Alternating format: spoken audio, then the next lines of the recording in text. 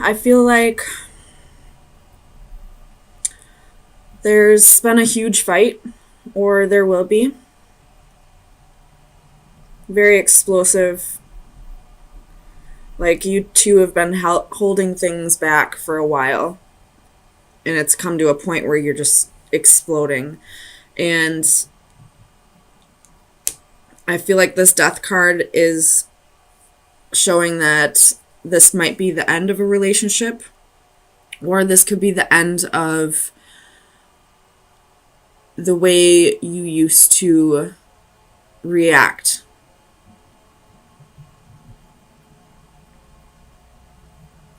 Like, you're taking a look back at the situation and realizing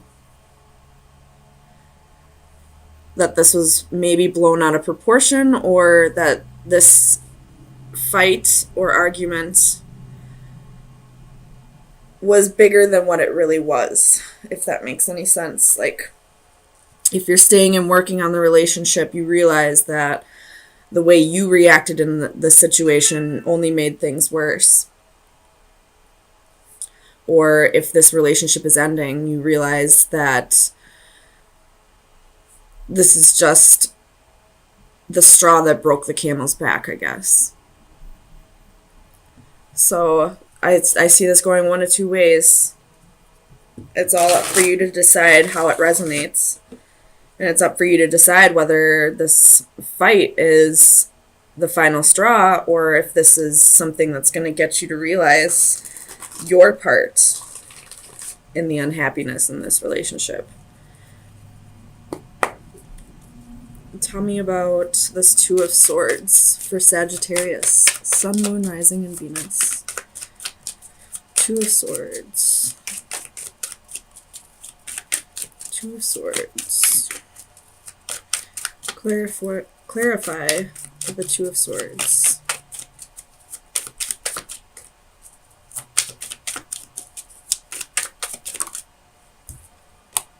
You have the Magician. So whichever you choose, whether to stay in the relationship and work on things, like genuinely work on them from your point of view, or if you decide that this relationship is over, you're ready for a new start. You're ready to manifest a new start. You're ready to manifest bigger and better, either with this person or without.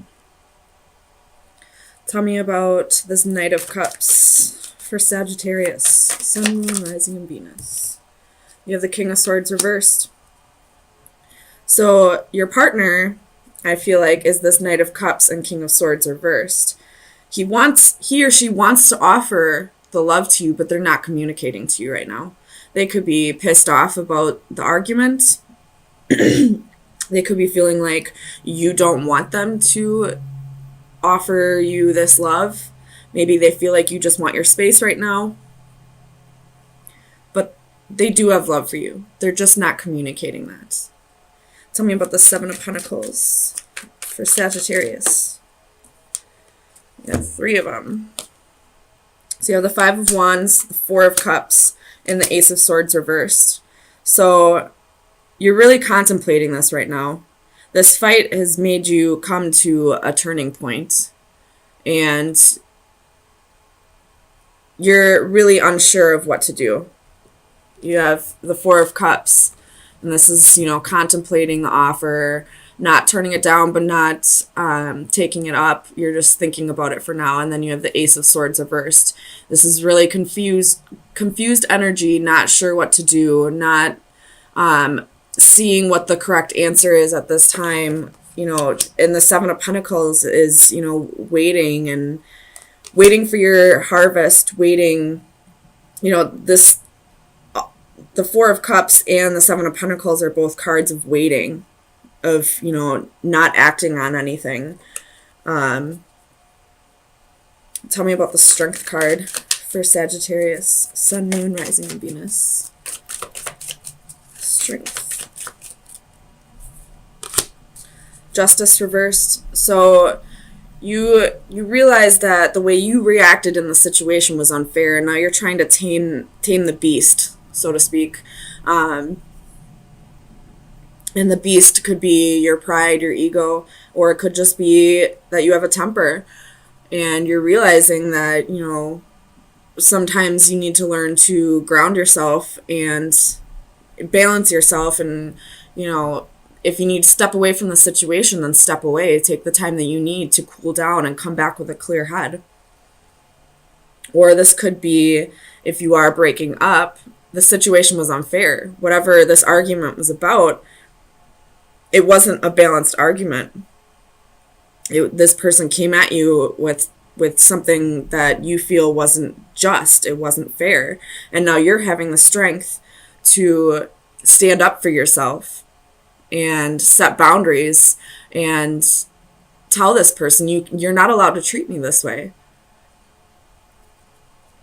And if that means we have to break up, then that means we have to break up. I have to do what's right for me.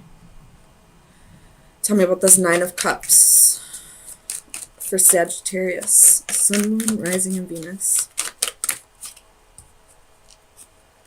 Page of Cups reversed. 2 of Cups reversed. So, if you are staying with this person and you do work on things, I feel like there's a little bit of arrogance and you're maybe a little pride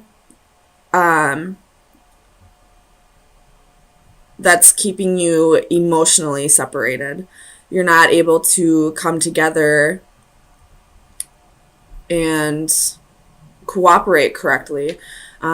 If I do feel like this is a separation though, with the Page of Cups and the 2 of Cups reversed and 8 of Cups at the bottom of the deck, I do feel like somebody is going to walk away from the situation because it just isn't, it isn't what's right for you at this time. Doesn't mean that this is a permanent separation. This could be just temporary. But whatever this argument is,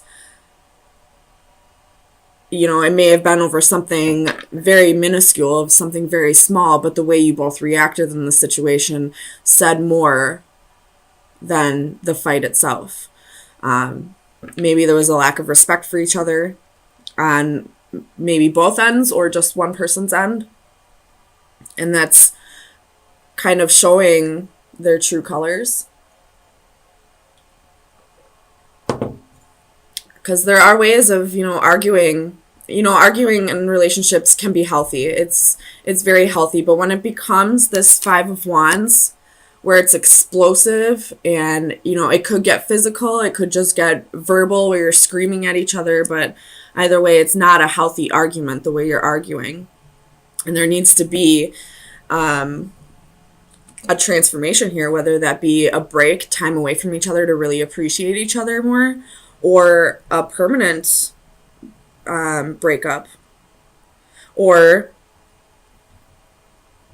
if you are staying in this relationship, both of you need to take time for yourselves to really center yourself and think about how you're going to go into this relationship in a more healthy way. Where you're going to both agree to argue in healthy ways. Maybe you're going to go to counseling, both, individual and couple counseling. I feel like would be beneficial if you do want to work on this. Especially like if you are going to couples counseling, make sure you do go to individual counseling as well. Generally in relationships, the one thing that, whether, like, it doesn't matter the actual reason why you broke up, the overall reason is because we have something about ourselves that we needed to work on and we weren't able to fix it in time to fix the relationship. So if you are going to go to couples therapy, make sure you go to individual therapy as well. I know with my family, we went to family therapy back when I was a teenager, and we all individually went to therapy as well. And it definitely helps, not only because sometimes there's issues that you want to talk about that you can't talk about in front of your family, or, being able to say your side of the story unbiased. without worrying about what the other person's going to say, or, worrying if they're going to twist the story at all. You'll be able to get your side out of it. So if you do go to therapy, make sure you go for individual therapy as well. So let me get you an oracle card from the Oracle of Visions. Oops.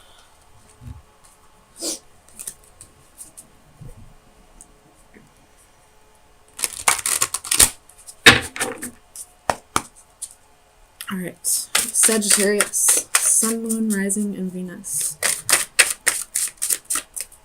Sagittarius, Sun, Moon, Rising, and Venus. Sagittarius, Sun, Moon, Rising, and Venus.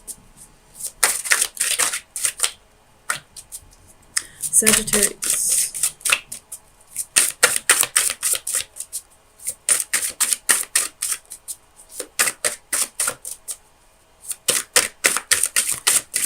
Come on, give me one.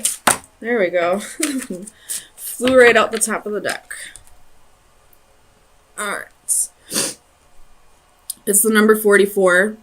That is a Ascended Master number. And it's about...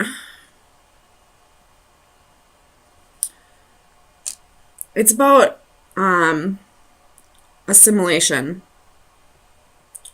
If you see in the picture, it's a human, but she's wearing, swan feathers. She's, moving with the swans, becoming one with them. So it's about, adapting and stuff like that. But let me read out of the book for you.